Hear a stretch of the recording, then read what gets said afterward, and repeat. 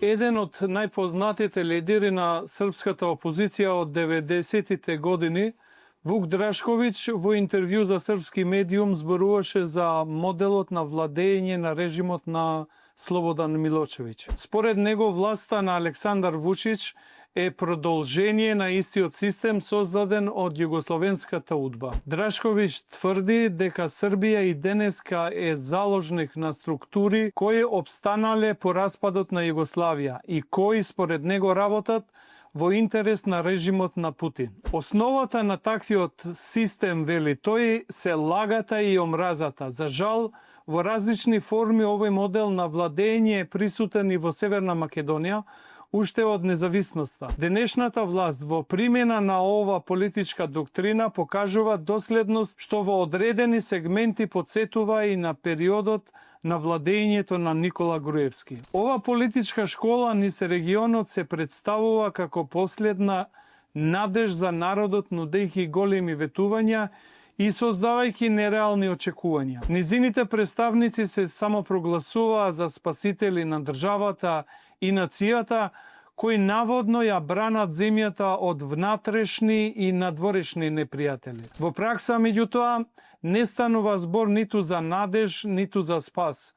Суштината е задржување на власта по секоја цена. Таквиот систем обстојува благодарение на слабите институции, високото ниво на корупција и методите на политичка контрола наследени од авторитарните режими. По 2 години власт станува се поочигледно дека голем дел од изборните ветувања на Мицковски остана неисполнети. Наместо повисок животен стандард, граѓаните не чувствуваат значително подобрување на квалитетот на животот. Наместо напредок во евроинтеграциите, земјата е заглавена во самоизолација. Наместо зајакнување на владење на правото, расте впечатокот за партизација на институциите. А наместо решителна и неселективна борба против корупцијата, јавноста сведочи на многу обвинувања, мал број истраги и уште помал број завршени случаи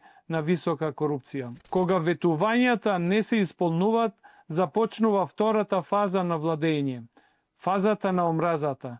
Тоа е модел што со години успешно го применува Вучиќ во Србија, а чија логика се почесто може да се препознае и во домашната политика. Ова е најопасната фаза за едно општество. Власта станува почувствителна на критики и неспособна да ги покрие сопствените слабости со резултати, одговара со конфронтација и агресивна риторика. Наместо решенија се нудат поделби.